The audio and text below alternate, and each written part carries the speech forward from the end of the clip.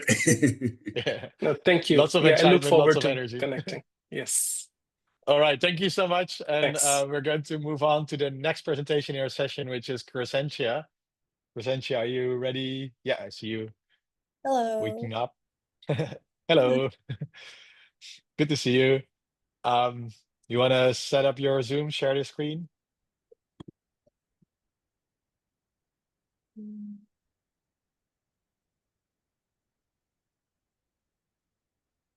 And just for the audience, like Crescentia asked me to not record this presentation. So like if you please don't take screenshots or anything of the presentation, as it's very, very early ongoing research, which is a great opportunity for us to kind of engage in a conversation and also kind of, give feedback to Crescentia on how to shape the story of the research that she's doing. So this is a wonderful opportunity to engage very early on in research that we're still sort of being figured out. Crescentia, take the stage, please. And because it looks like there's some blocks on your screen, maybe where you have Zoom panels open. Yeah. The bottom right.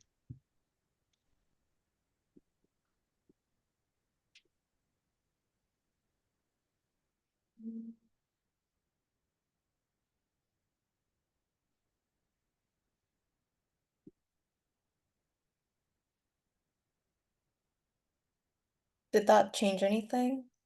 No. No. It's a big one on the bottom right and the very small one on the bottom left. Hmm.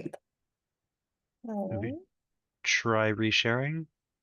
Share entire screen.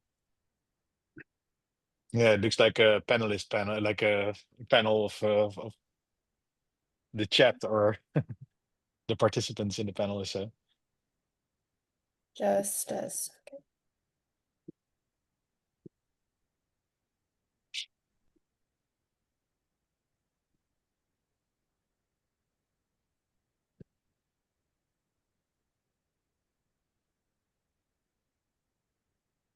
Hmm.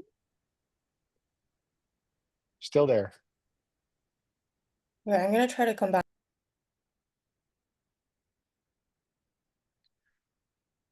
The joys of Zoom.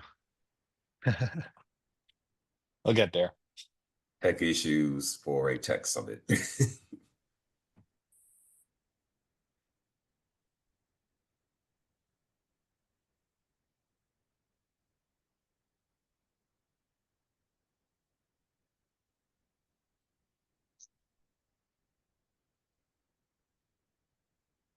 Is that better? Yeah, this looks wonderful. Okay. Yep. We still see your Google tab at the top, but other than that, it's perfect. Okay. Okay.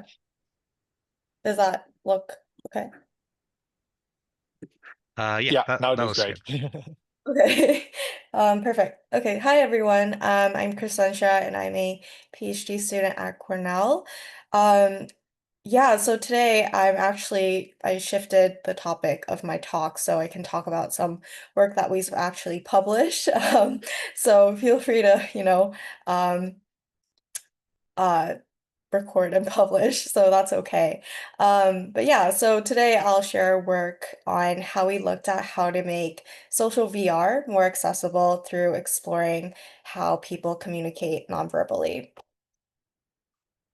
So social VR is becoming, more and more widely used, and there's thousands of daily users who participate in a variety of social activities through social VR. But since there's a large amount of visual information, it remains really inaccessible for blind and low vision people. But one of the advantages of VR is that you can communicate in a naturalistic way with nonverbal behaviors like gestures and facial expressions. So, like the image here on the screen shows avatars creating a welcoming environment with their nonverbal behaviors. The avatars are smiling and raising their hands. And so these types of nonverbal behaviors provide really important information during these interactions with others in social VR, but this types of visual information remains inaccessible for blind and low vision people. And so researchers have been trying to address this problem of making nonverbal behaviors in VR accessible for blind and low vision people. So prior work has looked at interviewing people on their preferences for important nonverbal behaviors, and prior work has also looked at accessibility features for one type of nonverbal behavior at a time, like proxemics or eye gaze. But in these interviews or studies, participants only experienced very limited and pre-recorded conversations with agent avatars instead of, actual people. And only having one accessible behavior during pre-recorded interactions don't really represent the types of real conversations that we have in real life or provide enough nonverbal information to fully support conversations that blind and low vision people can have in VR.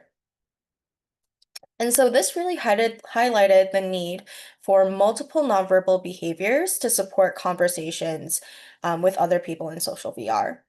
And we also needed to consider the complexity of representing multiple nonverbal behaviors. And this is because each nonverbal behavior represents different meanings, and they would also be used simultaneously while people are talking and having these dynamic interactions. And so the research question that motivated this work was, what set of accessible nonverbal cues can support blind and low vision users in conversations with other people in VR? And so we wanted to explore how accessible representations of nonverbal behaviors impact these interactions and how effective they are in real-time conversations in VR. And so I'll share a bit of our methodology. So we held a two-part study where we first designed and then evaluated accessible nonverbal cues with blind and low vision participants. So we first conducted an iterative user-centered design process with blind and low vision participants. And we designed these accessible nonverbal cues by creating audio and haptic cue representations. And from this design process, we came up with three final cues, which were eye contact, head nodding, and head shaking. And so now let's show a video or some videos demonstrating these cue designs. So I'll first show a video demonstrating our cue design for eye contact, which is a haptic vibration sent through the controllers of the VR that lasts for the duration of the eye contact. Oh, sorry. Did the sound come through for that? Yep. Yes. Okay. Yeah. So it was just a haptic buzz. I'll play that one. Oh, sorry. Yeah, and I'll show a video demonstrating our cue design for someone nodding their head, which is an audio cue that plays when someone nods their head. Hmm. Yeah, I get that. I'll play that once more. Hmm. Yeah, I get that. And then lastly, we have a video showing our cue design for someone shaking their head, which is also an audio cue that plays when someone shakes their head. What? No, you're crazy.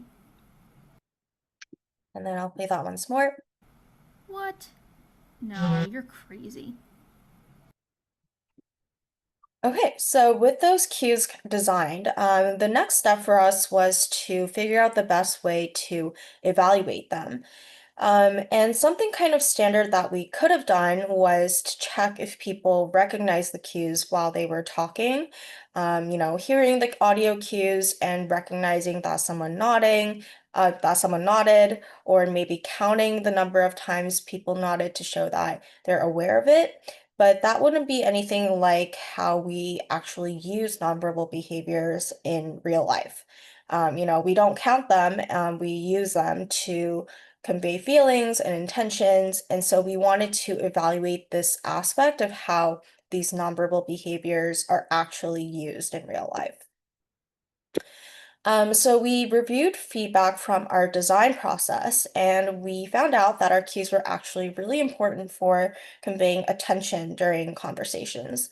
So from this, we wanted to evaluate our cues by checking how accurate, and then how confident participants were at detecting attention with and without the accessible nonverbal cues. So we checked accuracy to see if the cues were helpful for interpreting attention, and then confidence to see how willing participants were to act on the assumptions the cues help them make about attention. And so to do this, we evaluated the cues with 16 blind and low vision participants, and we had the participants experience the cues in real-time conversation tasks in VR with 2 Confederate researchers.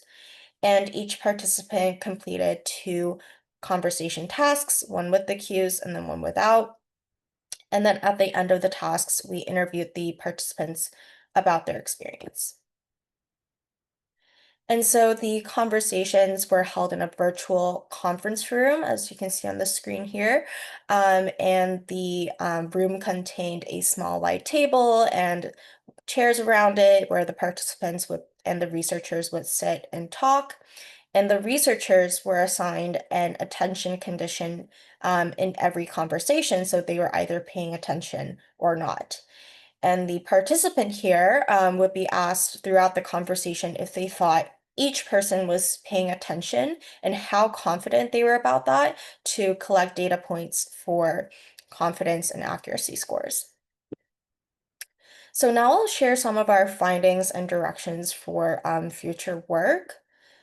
So one of the big questions that we wanted to answer was how did the cues affect participants' accuracy in interpreting attention? And we determined this by comparing the participants' conversations with cues and then without them and seeing how their scores differed. So we have a chart here with 2 columns showing the average accuracy scores in the without and with cues conditions. And out of 4 possible points, we can see that participants scored an average of 2.75 without the cues and 3.5 with the cues, which showed a pretty strong increase in accuracy. And we were also curious about confidence. So we can see on the chart here, we can see participants' average confidence ratings out of 5 possible points on a Likert scale. And as you can see, our participants were very confident in themselves to begin with.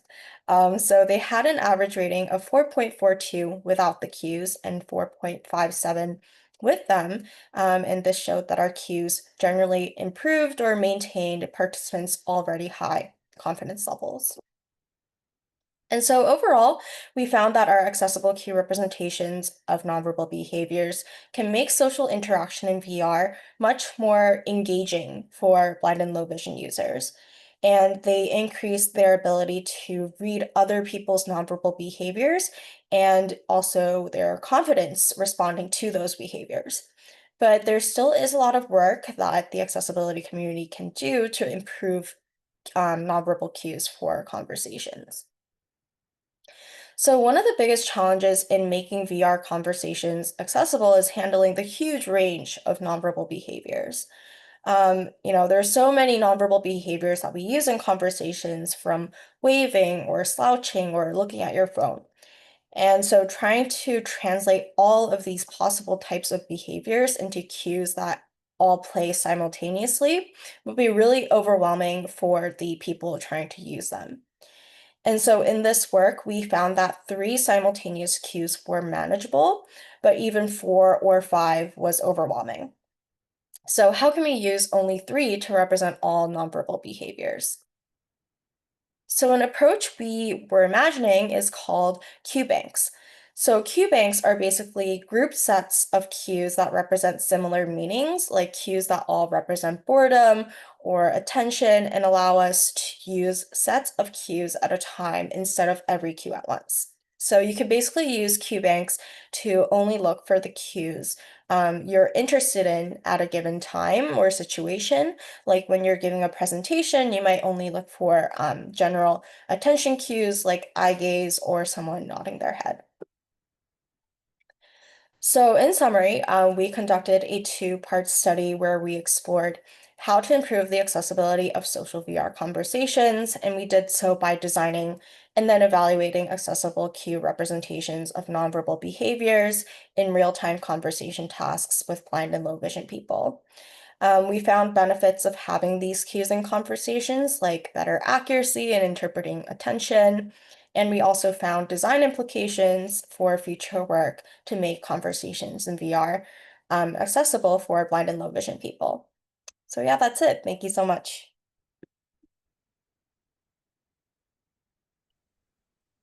Thank you, Crescentia. That was a great presentation.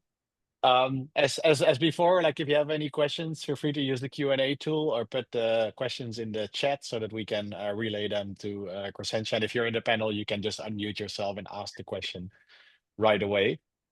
And while people are thinking of questions, I was wondering, like, we have these automatic gesture recognitions in Zoom, right? Like, is sometimes like I do things and then I see my Zoom like explode in like passion or like whatever else is happening sometimes. Um, do you have like did you guys explore at all sort of the recognition of gestures and ways to kind of maybe not like on the one hand you can make it very explicit, right? Like sort of like these Zoom gestures. I don't know if I can trigger one right now, but like if I do the right thing, like at some point, like like hearts go up or so. Um, that feels very performative, and I'm wondering where sort of in that spectrum that sits between like being extremely performative, which is great for recognition, and being natural, which would be wonderful if it was recognized, and how you can amplify that using these sound cues that you're creating at this point. Yeah, I think that in the scope of like how we looked at it in the study, or at least the researchers who were acting as Confederates, they it wasn't as performative as I guess the Zoom reactions. I would say that they were very natural, just like how we would have these like normal conversations. But I do think that if, there were more subtle, I guess, nonverbal behaviors that might be a little bit less easy to catch with the VR systems, then people might need to be more, performative with their nonverbal behaviors for it to be uh Yeah, and you also run into the issue of like sort of false recognition, right? Like it's like I'm doing something, but I'm actually not trying to do that, and then it picks up on it. And how do you cancel like a cue that you set off, like you triggered in a way, right? Yeah, yeah, definitely. And I think something that we were interested in while we were doing this was like in terms of using AI and to detect these kinds of behaviors. An idea that we had was that if the AI was, let's say, like X% confident that this is something that actually happened, then the audio or haptic cue could be that much more stronger, and then a little bit weaker if it is less sure that a nonverbal behavior. Mhm. Yeah, or maybe you can even loop it back to the user to kind of confirm or so. But like, yeah, that these are great directions to think in. Are there any other questions from either the panel or the audience? Otherwise, I would thank Crescentia one more time for a great presentation. And we're going to head over to a short break, and then at 10:30, so in 5 minutes time, we'll continue our session with Ken, who is like here already. It's going to be a great presentation. So like a 5 minute break, take do your stretches, go to the restroom, do whatever you need to do, and then we'll be back in at 10:30.